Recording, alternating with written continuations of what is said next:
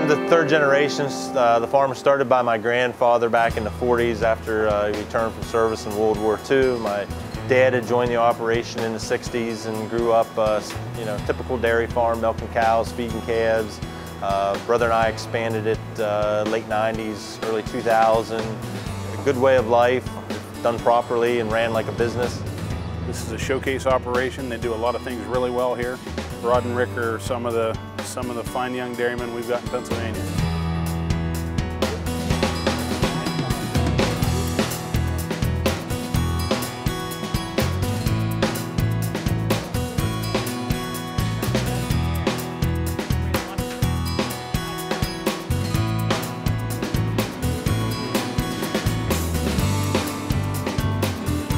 Everything I've ever had was because of a cow. From my college education to my first car, anything that I have is because of a cow, and it has been for generations, and my kids, it's the same way. Everything they have and will have is because of these animals, so it's pretty important to us. We now know that if we manage calves differently, starting in the first hour of birth, that we can make them more feed efficient and we can make them more productive throughout their life, and that productivity can be up to about 3,000 pounds of milk in the first lactation and subsequent lactation. So it's a significant amount of milk. We are weighing the calves, weighing them at birth, and then weighing them again at 8 weeks. That's probably been one of my biggest things I want to continue to work on.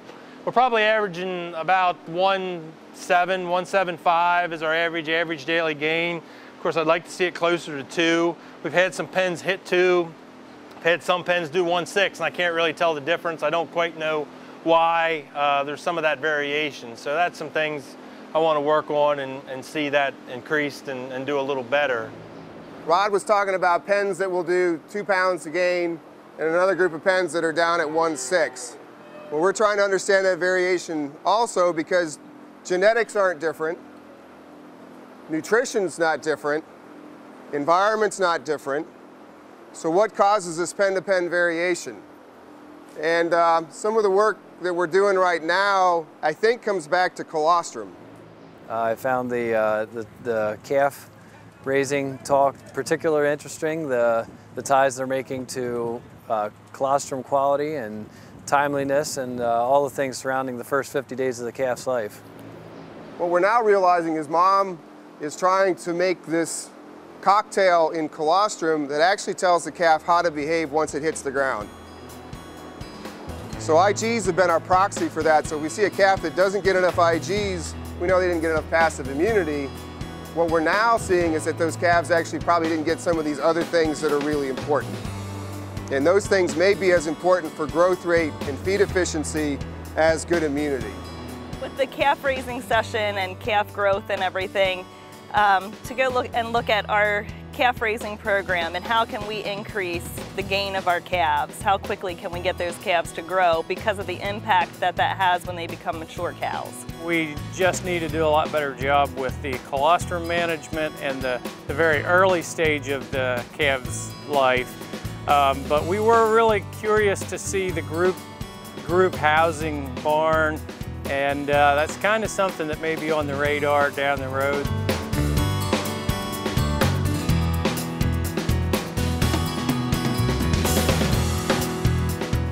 Group housing is not new to the U.S., but the move back to group housing, the way we're doing it, especially with the size and scale of the dairies that we're working on today is relatively new, and that's where we probably don't have it quite as fine-tuned as we would like it, but that's what our goal is. We actually get our calf raising done by someone else, and I want to talk to them about a few key things as far as the weaning days, checking their daily gains, talk to them about acidifying milk, a few things like that. As we all know, cows are herd animals. So calves like being in a group, they like being with other animals, they learn better from other animals. That does create some risk of disease transmission, but the positive side of that is that they behave better, they feed better, they eat, they grow, so we get better calves as they go through their life. I appreciate it since I'm more involved with the calves at home. I appreciated the calf barn. Obviously you can't go home and put one of those up right away, but I would love to. it's a farm, but it is ran as a business, and you know, implementing practices that either lower your costs or increase your income. So, you know, it's just a matter of continually improving. Every business needs to change, needs to adapt, and a lot of what we've done has just been a part of that.